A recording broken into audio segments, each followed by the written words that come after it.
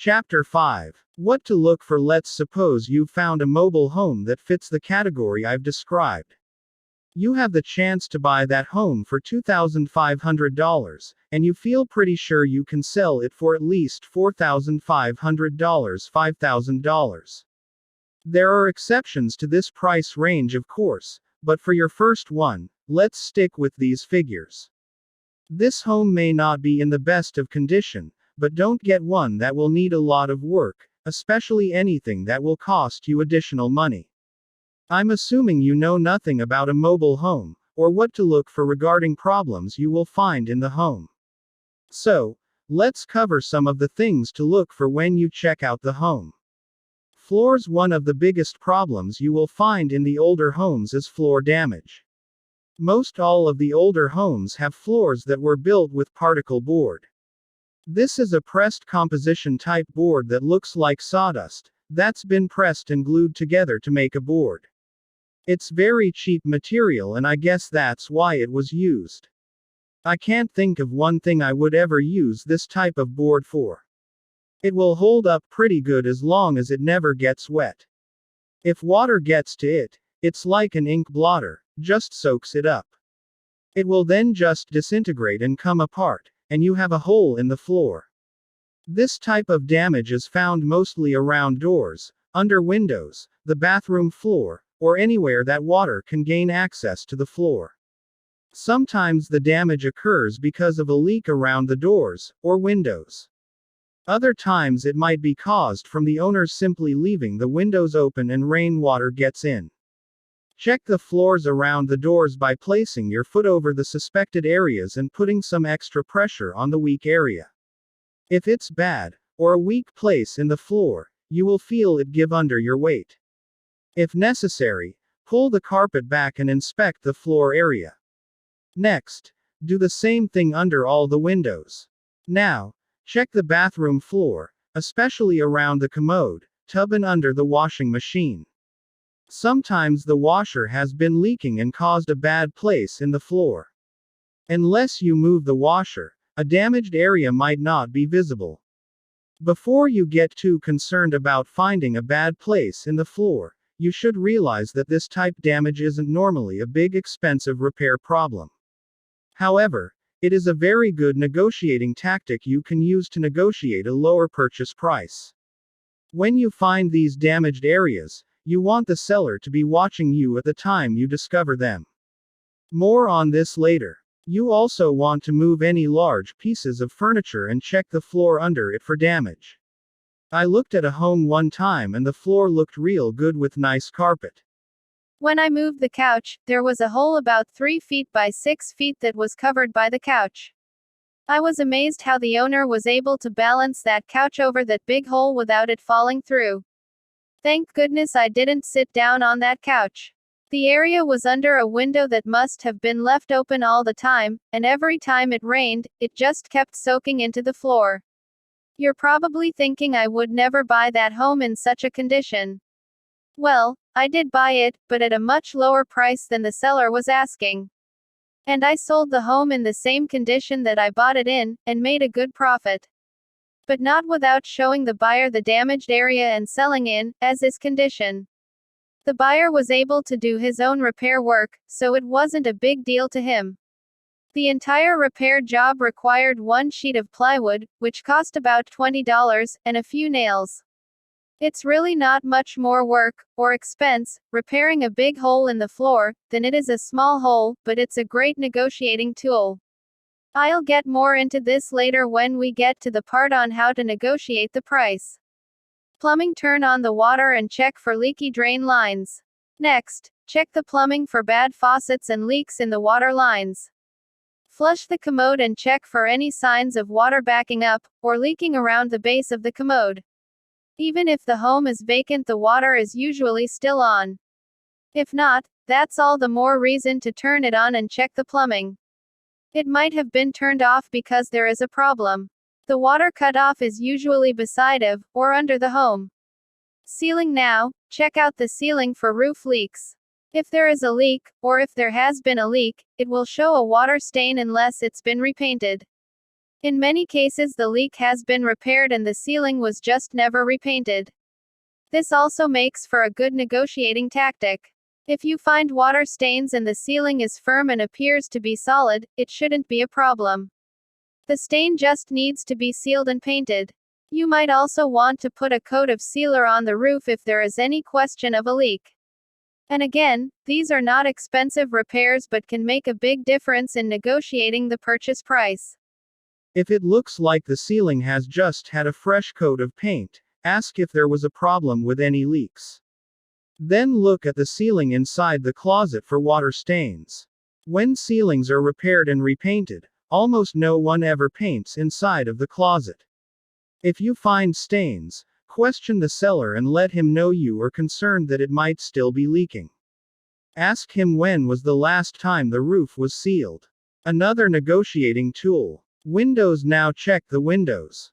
Most of the older homes have the louvered crank-out type windows and the cranks are the first thing to break, or wear out. But again, not an expensive repair item. If the window is too bad, just replace it with a new one. They're not that expensive and it's not a big job. We've replaced windows that were too bad to repair, and the most we ever paid for a new window was $60. In most cases, a new window can be installed in less than an hour. Appliances. If the electric is still on, check out all the appliances, AC, furnace, and etc. If the power is off, you won't be able to check everything, so you will have to either negotiate a price based on not knowing, or have the power turned on and then check everything. You could make the purchase agreement subject to the heating, air conditioning, and appliances to be in good working order, and hold back a portion of the purchase money until they can be checked out. But keep in mind, you should be buying that home at such a low price that even if something doesn't work, you will still make a good profit by either lowering your sales price and selling as is, or having any necessary repairs made. We sold a home one time with a furnace that didn't work, and I explained this to my buyer when I showed him the home. He said that didn't bother him, that he used to work on furnaces. He bought the home knowing the furnace didn't work, and later on installed a new one. Since he was able to do the work himself, it was still a good deal for him. Just be upfront with your buyers and explain any problems that you know about. Don't try to hide a problem, or deceive them. You won't build up a good reputation by doing that. The real reason this man bought the home was because I was able to offer him a better deal with a bad furnace than I would have had I installed a new one. If I had gone to the expense of having a new furnace installed, the sales price and terms would not have been as good, and he might not have been able to buy. When I negotiated to buy that home, knowing the furnace was bad, what effect do you think it had on my purchase price? How many people would be interested in buying when they found out the furnace needed to be replaced? So learn how to turn problems into opportunities.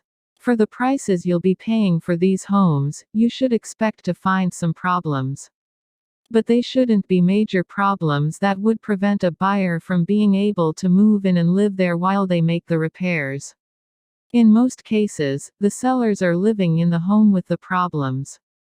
For most jobs, the cost for materials is not usually very expensive. The real cost is the labor to have the work done. If the buyer can make their own repairs, they're not all that worried about a repair job. What may seem like a big problem to you, may not seem like a problem at all for them. And since they never figure in the cost of their labor, it's like getting people to work for free. Wheels and axles. Check to see if the home has wheels and axles. Hopefully, you will never have to move it, but if you ever do and it doesn't have wheels and/or axles, the mover will charge you extra for this. It's not a deal killer, but be aware of the extra cost if you should ever have to move it, and negotiate the purchase price with that in mind. We've had several move that didn't have wheels and axles, and the extra cost ranged from $100 to $180. The cost depends on the number of wheels, and whether the axles also have to be installed. Once the home is blocked, the wheels and axles are removed. If the hitch is bolted on, rather than welded, I have the mover take it off and slide it under the home. This makes for a better looking unit, and it's also easier to install the skirting. Electric service. One very important thing to check out is the electric service. Most parks provide electric service to the mobile home by installing the main meter base on a pole near the home. The service is then run from the meter base to the service panel inside the home.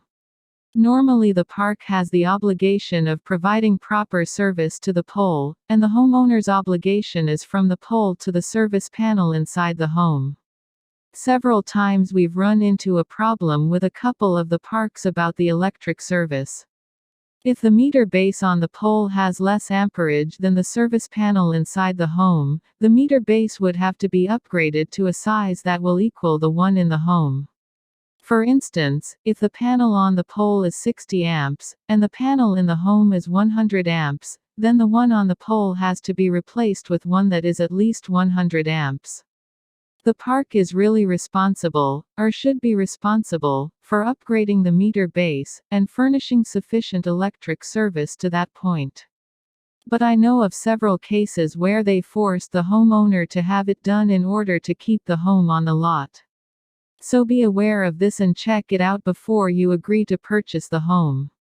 The cost can be anywhere from $500 to $1,000 to upgrade, depending on the distance from the pole to the home.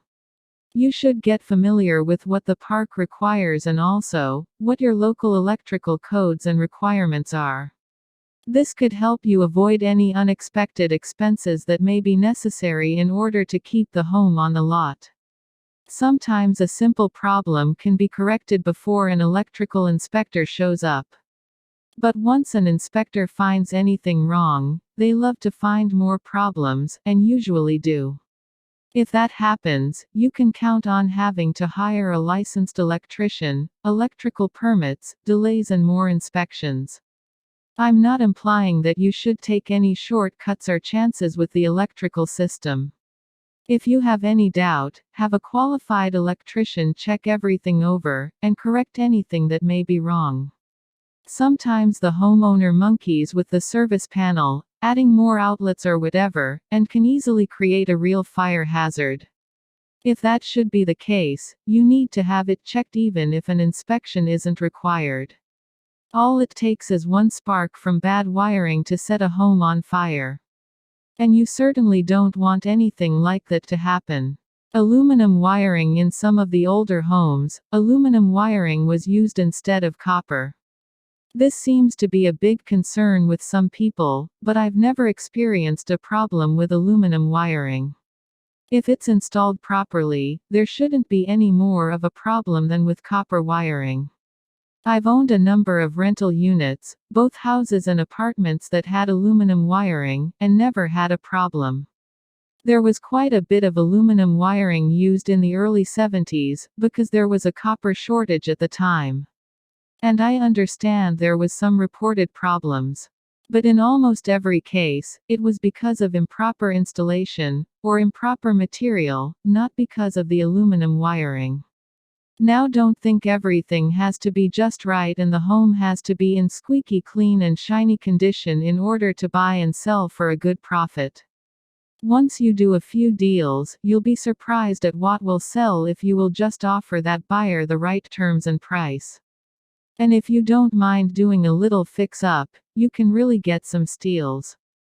You can take a mobile home that looks horrible, and with a little material and work, turn it into a big money maker in a short time.